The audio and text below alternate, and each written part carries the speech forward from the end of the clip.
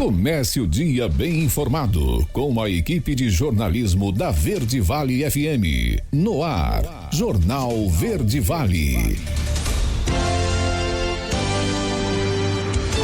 Olá, muito bom dia para você. Agora são 6h35, começando mais uma edição do Jornal Verde Vale, aqui pela 103,7, a rádio número 1 da região. Agora você confere os destaques das últimas 24 horas. Jornal Verde Vale. Estudo aponta tendência de queda de 40% na disponibilidade de água no Centro-Oeste até 2040.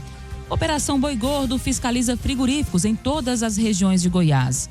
Goiás tem um óbito confirmado por dengue e outras 31 mortes são investigadas apenas nesse ano. STF decide que pessoas acima de 70 anos podem se casar em regime de partilha de bens. INSS notifica 4.300.000 aposentados e pensionistas para fazer a prova de vida. Essas e outras notícias você confere agora no Jornal Verde Vale. A notícia em primeira mão. Jornal Verde Vale. Jornal Verde Vale. Verde Vale. Notícias do Brasil.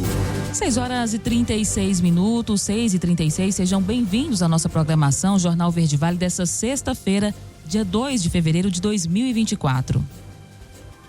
O Instituto Nacional do Seguro Social afirmou que 4.351.557 aposentados, pensionistas e beneficiários de auxílios de longa duração estão sendo convocados pelo órgão para comprovar que estão vivos, a chamada prova de vida. Desde o ano passado, cabe ao INSS fazer a comprovação de vida dos beneficiários através de cruzamento de informações. Ou seja, o INSS comprova se a pessoa está viva apenas por meio de informações de outros órgãos. O Instituto, no entanto, não conseguiu encontrar 4.300.000 beneficiários do INSS nascidos em janeiro, fevereiro e março em nenhuma base de dados e, por isso, eles estão sendo notificados por meio do aplicativo Meu INSS, pelo número 135 e também por notificação bancária. Segundo o órgão, quem receber a notificação deve realizar a prova de vida no aplicativo ou no site do Meu INSS, rede bancária ou se dirigir a uma agência física do INSS. Ainda segundo o órgão, se a prova de vida não for realizada em 60 dias após a notificação, o pagamento poderá ser bloqueado.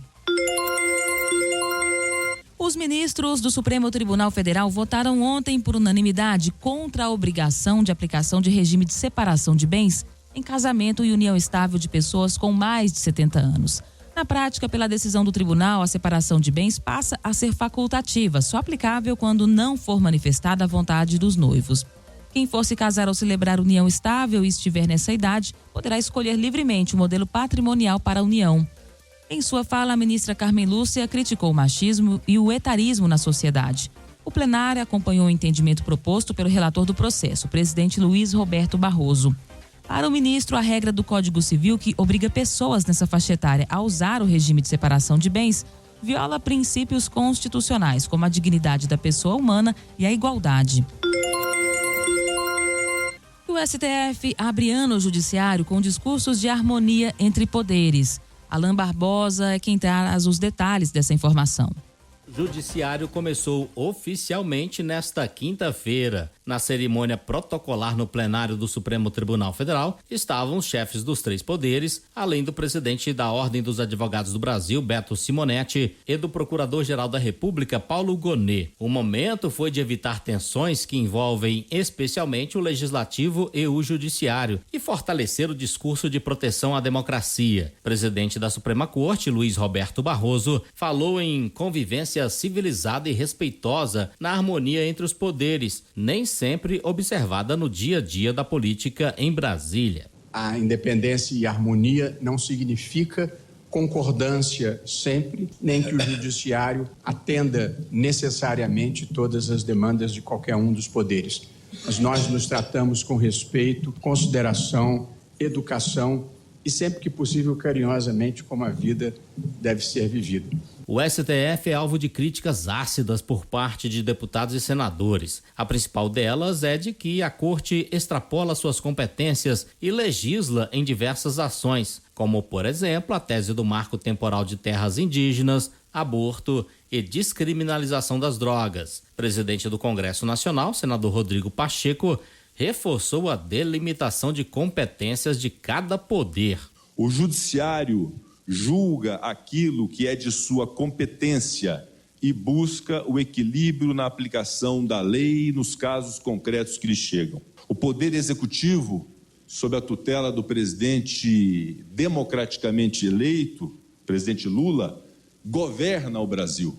E nós, do Legislativo, estabelecemos as regras de convivência social a partir daquilo que a Constituição Federal nos impõe, que é de legislar. O momento também foi de celebrar o fracasso dos atos golpistas do dia 8 de janeiro de 2023, como destacou o presidente da República, Luiz Inácio Lula da Silva. Diziam que para fechar o Supremo Tribunal Federal bastaria um cabo e um soldado, pois vieram milhares de golpistas armados de paus, pedras, barra de ferro e muito ódio. E não fecharam nem o Supremo, nem o Congresso, nem a Presidência da República.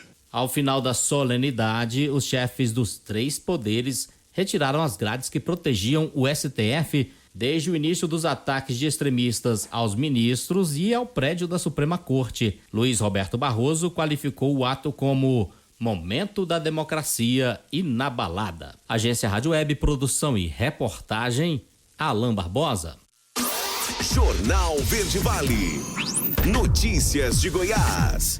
6h41. Um estudo divulgado na quarta-feira pela Agência Nacional de Águas e Saneamento Básico mostra a tendência de queda de mais de 40% na disponibilidade hídrica nos rios do Centro-Oeste até o ano de 2040. A tendência é a mesma nas regiões Norte, Nordeste e parte do Sudeste. A tendência de queda é parte dos impactos da emergência climática no Brasil e foi apontado pela pesquisa Impacto da Mudança Climática nos Recursos Hídricos do Brasil.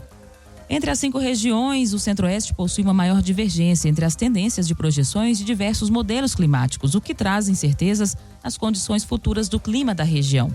O estudo apontou para a necessidade de aprimoramento de instrumentos de tomada de decisão mesmo sob incertezas, já que o Centro-Oeste é uma região estratégica por ter nascentes de importantes rios como Tocantins, Araguaia, Paraguai e afluentes formados do Rio Paraná, e também por concentrar grandes áreas de produção agrícola.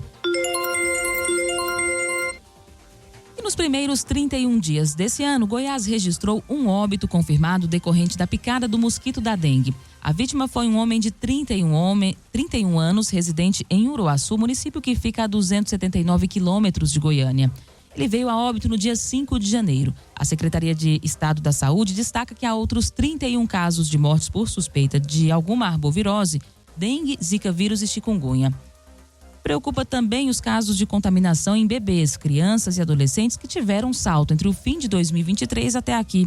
No começo de dezembro, um jovem de 13 anos, morador de Águas Lindas de Goiás, morreu por causa da dengue. A morte, no entanto, ocorreu em Brasília. E a polícia prendeu o suspeito de matar o vizinho por causa de lixo jogado por idosa com Alzheimer por janela de apartamento. A reportagem é com Brunelli Portela. Um homem foi preso suspeito de matar o vizinho com um golpe de faca por causa de lixo na noite da última terça-feira no setor central em Goiânia. A avó da vítima, que tem Alzheimer, teria lançado lixo pela janela do apartamento do suspeito. Essa desavença, esses descontentamentos entre os vizinhos já vinham de um longo período. Além da questão do lixo que era jogado pela janela por essa senhora, restos de comida, papéis, tinha também um cão nesse 7º andar que incomodava muito o pessoal do 6º. Então, ontem, infelizmente, eles discutiram pelo interfone, o rapaz do 7º andar desceu, discutiram pessoalmente, né? No 6º andar havia uma senhora e o seu filho, que é esse suposto autor. Eles discutiram com esse neto da outra senhora que estava no 7º andar, essa discussão extremamente acalorada. Esse rapaz voltou ao 7º andar e desceu novamente. Segundo o relato do rapaz que foi preso e de sua mãe, eles os ameaçou de morte, dando a entender que fora no seu apartamento buscar alguma arma. E quando ele desce, ele efetivamente arromba a porta de uma forma extremamente violenta e, após ingressar forçadamente ao apartamento, ele entra em luta corporal com esse rapaz e o rapaz já tinha lançado mão de uma faca. e desfere aí esse golpe, que foi apenas um golpe, mas foi fatal. Agora chama atenção em que, após a primeira discussão, esse rapaz do 6º ligou para a polícia militar, e quando a vítima desce novamente e arromba a porta, ele estava com a polícia no telefone. Então isso denotou para nós que ele realmente estava amedrontado e chegou a chamar a polícia. E após ser preso, ele foi levado à Central Geral de Flagrantes. Agora o caso segue para investigação. Agora nós vamos aguardar a conclusão da perícia, que tem condições por esses elementos objetivos, posição do corpo, posição da faca e etc., de talvez endossar essas versões de que o rapaz realmente agrediu e nessa luta corporal sofreu esse golpe, ou se o outro rapaz que estava dentro do apartamento foi quem agrediu primeiro. Mas as imagens de um circuito do hall de entrada do apartamento denotam que a vítima realmente foi quem partiu para cima do outro. Brunelli Portela, da Agência Brasil Central. Jornal Verde Vale. Esportes.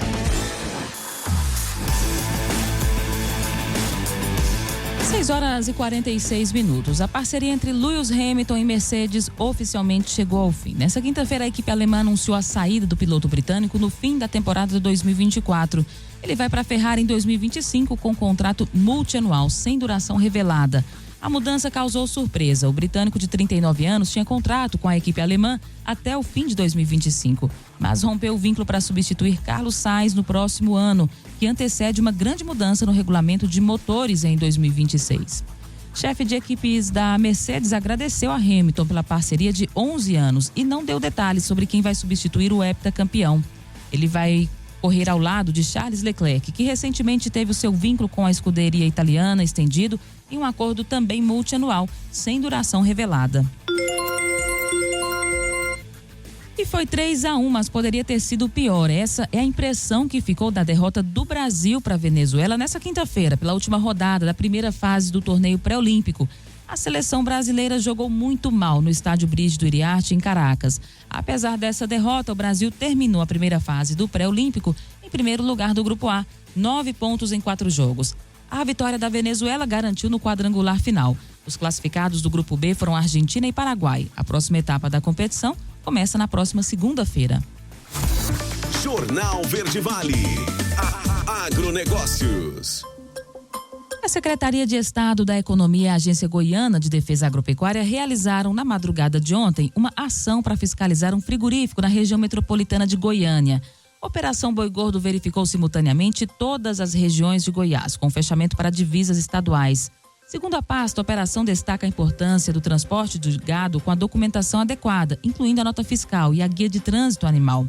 O diretor de Defesa Agropecuária, Augusto Amaral, reforça que a operação é importante para assegurar controles tributários e sanitários da principal matéria-prima que abastece os frigoríficos.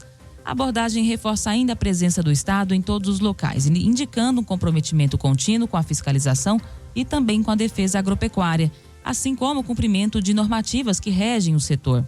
O fisco, por meio de suas atribuições, reafirma o seu compromisso em garantir a transparência e a legalidade nas atividades relacionadas à pecuária e abate de gado em todo o estado de Goiás. A notícia em primeira mão. Jornal Verde Vale. Jornal Verde Vale. Verde Vale. Notícias do Brasil. Agora, às 7h em ponto, já de volta com o segundo bloco do Jornal Verde Vale dessa sexta-feira. E o Tribunal Superior Eleitoral aprovou, na noite de ontem, a lista tríplice para escolher o juiz do Tribunal Regional Eleitoral do Paraná, que vai julgar o ex-juiz da Operação Lava Jato e senador Sérgio Moro, que é acusado de abuso de poder econômico, Caixa 2, uso indevido de meios de comunicação e irregularidade em contratos. A relatora da lista foi a ministra Isabel Galotti, do STJ. Com aprovação pela Corte Eleitoral, a lista segue para o presidente Lula, que vai escolher um dos nomes para a vaga deixada pelo titular Tiago Paiva dos Santos, que teve o seu mandato finalizado no dia 27 de janeiro de 2024. Moro vai depor em audiência no TRE por conta de 2 ações, uma movida pelo PL, o partido do ex-presidente Bolsonaro, e a outra pela Federação Brasil da Esperança, que elegeu Lula. Em junho, o tribunal decidiu unir as ações. As siglas indicam prática de abuso de poder econômico, Caixa 2, uso indevido de meios de comunicação e também irregularidades. Os partidos pedem a cassação de Moro e a sua inegibilidade por 8 anos. Lewandowski assume MJ e elenca segurança pública como prioridade. Vamos trazer os detalhes desse novo cargo que ele assume agora com Yuri Hudson. O novo ministro da Justiça e Segurança Pública, Ricardo Lewandowski, foi empossado no cargo nesta quinta-feira. A cerimônia no Palácio do Planalto, em Brasília, reuniu a nata do judiciário brasileiro. Lewandowski é ex-ministro da Suprema Corte, para onde vai o então ministro da Justiça, Flávio Dino. No discurso de posse, o novo ministro rememorou a importância e as vertentes que cabem à pasta.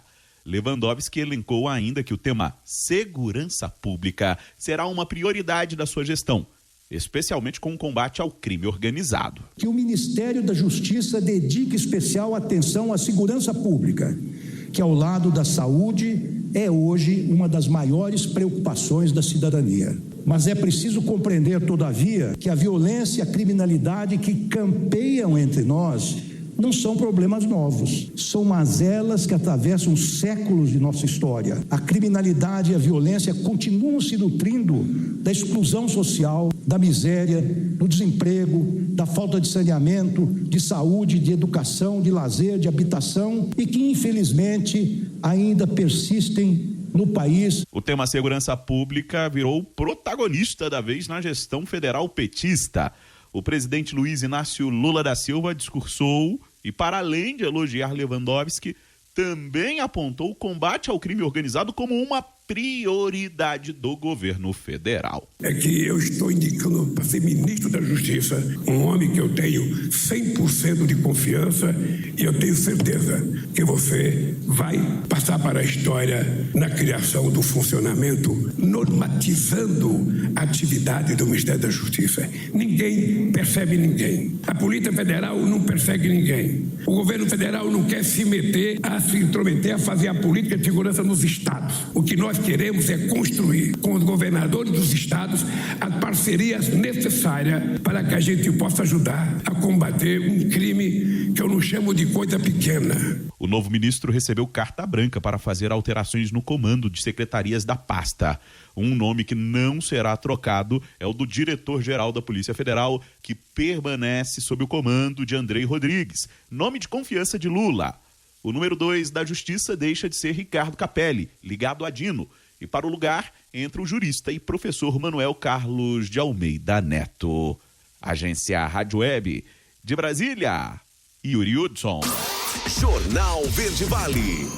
Notícias de Goiás. 7h04. O Centro de Informações Meteorológicas e Hidrológicas de Goiás emitiu um alerta de risco para a formação de chuvas intensas nesse fim de semana em Goiás. De acordo com o órgão, a previsão é de tempestades e rajadas de vento até 60 km por hora em vários municípios do estado. André Mourinho, gerente do Cimego, disse que a combinação de calor e umidade que vem da região norte do país favorece a formação de núcleos de chuva. Ele explicou que, apesar da chuva durar pouco, pode causar alagamentos devido à grande concentração de água. Segundo o Centro Meteorológico, os municípios que mais podem ser afetados pelas chuvas intensas pertencem ao sudoeste goiano: Jataí, Mineiros, Rio Verde e Santa Helena de Goiás. Vale destacar que o volume de chuva pode ficar entre 20 e 50 milímetros por dia.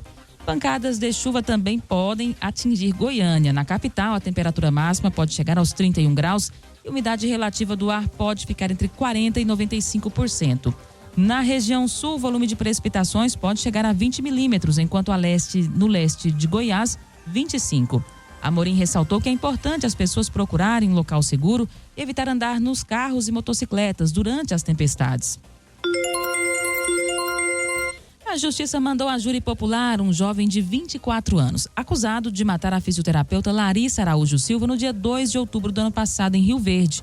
De acordo com a denúncia, Jefferson Erivaldo da Silva Nascimento invadiu o quarto da vítima, cometeu estupro e depois matou. Conforme expôs o promotor de justiça Paulo de Tarso Bronde de Paula Rodrigues, no dia do crime, Jefferson pulou o muro da casa da vítima, subiu até o quarto em que ela dormia e amarrou pelos pés e mãos, mantendo-a em cárcere privado. Em seguida, estuprou a jovem para não ser descoberto pelo crime e estrangulou a vítima até a morte. Depois disso, enrolou o corpo em lençóis e colocou no veículo de Larissa, a fim de ocultar o cadáver em outro local. E o CONTRAN prorrogou o prazo para a realização de exames toxicológicos. Vamos saber os detalhes dessa prorrogação com o Lucas Xavier. Os condutores das categorias C, D e E, que estão com o exame toxicológico periódico vencido, têm novo período para regularizar a situação. A data limite foi definida pelo Conselho Nacional de Trânsito, o CONTRAN. Agora, condutores com validade da CNH de janeiro a junho têm até 31 de março de 2024. Já condutores com validade da CNH de julho a dezembro têm até 30 de abril de 2024. O Detran orienta que os motoristas podem consultar a data de validade do seu exame toxicológico no aplicativo Carteira Digital de Trânsito, para quem utiliza a versão digital do documento, ou verificar se a data de realização do último exame é superior a 2 anos e 6 meses. No caso de descumprimento do prazo, após 30 dias de vencimento do exame, implica em multa gravíssima no valor de R$ 1.467,35, além da inclusão de 7 pontos na carteira e a abertura de processo administrativo de suspensão de suas habilidades. Também ocorrerá infração em deixar de realizar ou dirigir sem fazer o exame toxicológico estando vencido. Em caso de reincidência ao longo de 12 meses, a multa é de R$ 2.934,70, acarretando ainda a suspensão do direito de dirigir. De Goiânia, Lucas Xavier, da agência Cora de Notícias. Jornal Verde Vale. Esportes. 7h08. O Botafogo fechou a contratação de Pablo, zagueiro do Flamengo. As negociações entre os clubes pelo atleta de 32 anos estavam avançadas e as partes se entenderam e o acerto foi oficializado na noite de ontem. Pablo assinou um empréstimo válido por uma temporada e sem opção de compra. O alvinegro demonstrou interesse em Pablo na reunião entre John Textor, o proprietário da SAF do clube, com Rodolfo Landim, presidente do Flamengo, em Orlando, no último sábado. O encontro também serviu para o norte-americano colocar uma proposta na mesa por Mateuzinho, mas o lateral direito não quer atuar no rival. E um passeio do Fluminense. Por mais que o time tenha ido para o intervalo perdendo por 1-0, o placar era mentiroso. Mas no segundo tempo, o Fluminense acertou o alvo e virou o jogo para sair do luso brasileiro com a vitória por 4-1 no primeiro jogo, com os principais jogadores dessa temporada. Cano e Arias marcaram um golaço cada, que ajudaram o tricolor conquistar a virada e manter a liderança na Taça Guanabara. Agora com 3 pontos de vantagem para o segundo colocado. Jornal Verde Vale. Agronegócios. 7h09. E 3 carregamentos de soja brasileira foram vendidos à vista para a produtora de frangos dos Estados Unidos. A informação é da reportagem da Bloomberg. A compra se deve ao fato do grão brasileiro estar muito barato, chamando a atenção de quem precisa esmagá-lo para fabricar óleo ou ração animal. Se o negócio realmente for concretizado, essa será a primeira vez desde 2019 que os norte-americanos, vice-líderes mundiais em produção de soja, compram a oleaginosa nacional nessa época do ano, período em que os armazéns estadunidenses ainda têm estoque de sobra do produto. A soja brasileira está sendo negociada com desconto de mais de $1 por bushel em relação aos contratos futuros de Chicago. Já a soja carregada nos portos do sul dos Estados Unidos é negociada a um prêmio de 53 cents. De acordo com uma matéria que ouviu pessoas familiarizadas com o negócio, a soja brasileira deve ser entregue na costa leste norte-americana em março, partindo dos portos de Santarém, Barcarena e Itacoatiara, na região amazônica. Jornal Verde Vale. Verde Vale. Notícias do Brasil. 7h10. E a Justiça obriga o governo a apresentar um plano de ação contra o garimpo. Vamos saber detalhes dessa ação que deve ser realizada de forma agora obrigatória com Felipe Medeiros. Após a divulgação do último estudo de associações Yanomami, apontando as falhas na retirada dos garimpeiros e o retorno deles ao território indígena, a Justiça Federal mandou à União apresentar um novo cronograma de ações anti-garimpo em até 30 dias. A decisão foi anunciada depois de uma audiência de conciliação promovida a pedido do Ministério Público Federal. Caso o prazo não seja cumprido, pode ser aplicada uma multa de R$ 1 milhão. Estevam Senra, pesquisador do Instituto Socioambiental, fez parte da última nota técnica que apresentou um aumento de 7% do garimpo em 2023, ou seja, durante as ações do governo federal. De certa forma, cria um pouco mais de pressão para a reelaboração de um plano, né, com medidas que prevêem ações não só de emergenciais, mas ações também de médio e longo prazo para a proteção do território, né? Então ela também está associada a um contexto em que já existia uma ação judicial solicitando do Estado brasileiro a reabertura das bases de proteção, né, que estão situadas no território. O Estado não concluiu, não obedeceu, né, essa ação que é de 2018, né, apenas algumas bases foram reimplementadas. Segundo Estevam, que trabalha com o povo Yanomami há mais de 10 anos, a ativação e operação das bases de proteção fluviais são importantes para evitar a entrada dos invasores na terra indígena. Tem uma base no Rio Arariquara que ela é fundamental para a proteção do território e que, mesmo com o cenário de emergência em 2023, as ações para reimplementação dessa base não foram tomadas, né? Então, a ação do MPF vem um pouco nesse sentido, de garantir que se tenha um pouco mais de celeridade, né, tanto para a apresentação desse plano, né, com ações mais completas, tanto também para que se tenha uma mobilização maior para a reabertura dessa base, que é fundamental ali para poder auxiliar na proteção da calha do Rio Arariquara, que é onde você concentra quase 50% da área impactada pelo garimpo na terra indígena Yanomami.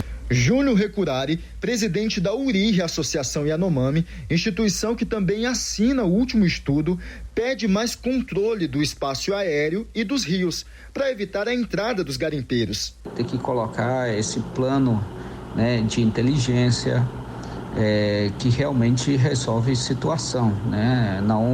Não queremos mais sofrer, né, dentro das nossas casas, né? Então, realmente o governo tem que resolver de vez urgente, né, a situação da população Yanomami para poder chegar à saúde. O governo da Venezuela informou esta semana que destruiu uma pista de pouso clandestina que estava sendo utilizada por garimpeiros na fronteira com o Brasil. A pista foi descoberta pelo IBAMA. O último levantamento das associações apontou que os garimpeiros estavam entrando pela fronteira. Na audiência de conciliação, os representantes do governo federal se comprometeram a apresentar o cronograma de ações para a retirada dos garimpeiros, a instalação de base de proteção etnoambiental e a implementação de políticas públicas permanentes dentro do território Yanomami. Agência Rádio Web de Boa Vista, Roraima, Felipe Medeiros. Jornal Verde Vale. Jornal Verde Vale. Verde Vale. Notícias do Brasil. 7h22, já de volta com o terceiro e último bloco do Jornal Verde Vale dessa sexta-feira. A taxa média de desemprego nesse ano de 2023 foi de 7,8%, o menor patamar desde 2014, segundo o IBGE. No anterior foi de 9,3%. Já no quarto trimestre terminado em dezembro, a taxa caiu para 7%, a menor desde janeiro de 2015. O resultado representa um recuo de 0,3 ponto percentual na taxa de desocupação frente ao trimestre anterior. Com isso, o número absoluto de desempregados teve uma queda de 2,8% contra os 3 meses anteriores, atingindo 8 milhões e 100 mil pessoas. Trata-se do menor contingente de desocupados desde o trimestre móvel encerrado em março de 2015. E devido às recentes operações da Polícia Federal contra parlamentares e sob argumentos de que há uma perseguição política e que o judiciário manda no Brasil, a oposição articula uma proposta de emenda à Constituição acabando com o foro privilegiado, livrando deputados e senadores do Supremo Tribunal Federal. Um caminho seria retomar uma proposta pronta para votação no plenário da Câmara. O texto propõe extinção do foro especial em caso de crime comum, mantendo no STF apenas os crimes relacionados ao mandato parlamentar. Em reunião com o presidente do Congresso e do Senado, Rodrigo Pacheco, integrantes da oposição pediram ontem uma ajuda na articulação com o presidente da Câmara, Arthur Lira, para que o projeto seja votado o mais rápido possível. Alguns parlamentares querem aprovar a PEC do jeito que está, outros defendem mudanças. Por isso, membros da oposição avaliam iniciar uma nova PEC para que os crimes relacionados ao mandato sigam para o Tribunal Regional Federal, depois que para o Superior Tribunal de Justiça e só então para o STF. Entre outras proposições está a PEC que limita o mandato de ministros do STF e a do fim da reeleição no Executivo, que tramitam no Senado. O Ministério da Saúde cria um centro para monitorar os casos de dengue. Larissa Diamantino é quem traz essa reportagem. Notícias Ministério da Saúde. Com o objetivo de ampliar e agilizar a organização de estratégias de vigilância em saúde no país, por conta do aumento dos casos de dengue, o Ministério da Saúde instalou um Centro de Operações de Emergência, o COI-Dengue. O anúncio foi feito pela ministra Nízia Trindade durante a abertura da Comissão Intergestores Tripartite, em Brasília, quando reforçou que a atuação será coordenada junto com estados e municípios. Esse centro de operação de emergência, ele é criado sempre que temos uma situação de preocupação, de alerta ou de emergência.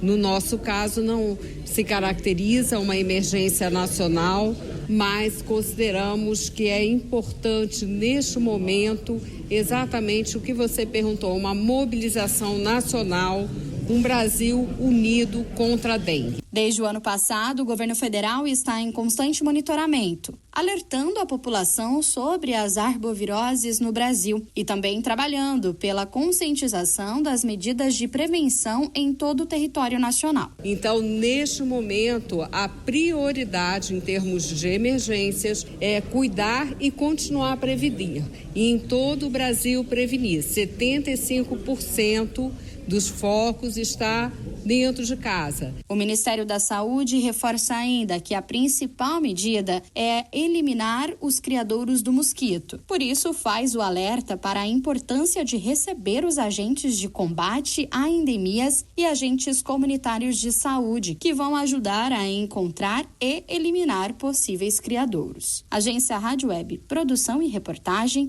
Larissa Diamantino. Jornal Verde Vale. Notícias de Goiás.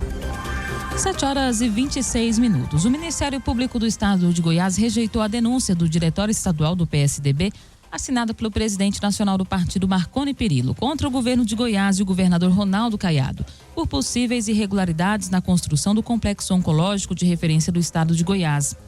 Ao determinar o arquivamento da denúncia, o Procurador-Geral da Justiça de Goiás, Ciro Terra Pérez, considerou que o modelo escolhido para a construção e gestão da unidade é constitucional, amparado pela Lei de número 13.019 de 2014, conhecida como Marco Regulatório das Organizações da Sociedade Civil. E a arrecadação do Fundo Estadual de Infraestrutura superou R$1 bilhão em janeiro desse ano, alcançando a meta que estava prevista inicialmente para 2023. O Fundo Infra é abastecido com recursos da taxa do agro e causou desgaste entre o setor produtivo e o governo de Goiás quando começou a ser cobrada no início do ano passado. Mais de um ano depois, o tom de empresários e ruralistas é de expectativa em relação às entregas de obras. Os dados da Secretaria de Estado da Economia apontam que entre janeiro e dezembro de 2023, a gestão recolheu R$967 milhões por meio da taxa. Outros R$38.600.000 foram arrecadados em janeiro.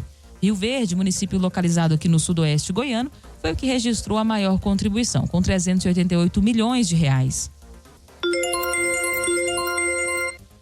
E o governo de Goiás também está capacitando municípios para a vacinação contra a dengue. A matéria é com Marcelo Tavares. Goiás está entre os estados escolhidos pelo Ministério da Saúde para receber as primeiras vacinas contra a dengue. Ao todo, 134 municípios goianos de 9 regiões foram definidos como prioritários e deverão ser contemplados com doses do imunizante. O Brasil será o primeiro país a disponibilizar a vacina contra a dengue no sistema público de saúde. A intenção é começar a vacinação em crianças e adolescentes com idades entre 10 e 14 anos. A previsão do Ministério da Saúde é iniciar a partir de fevereiro a estratégia de vacinação nos municípios.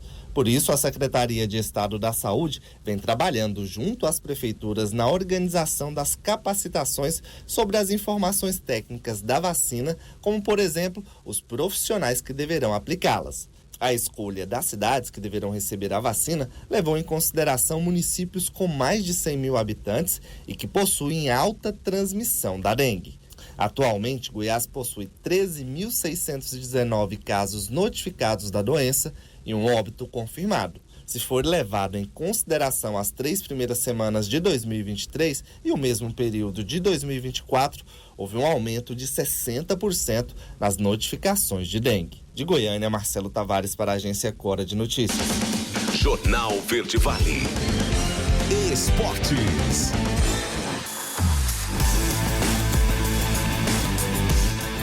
Horas e 29 minutos. E o complemento da 4ª rodada do Campeonato Paulista deixou o Corinthians na lanterna do Grupo C e fora da zona de classificação da próxima fase.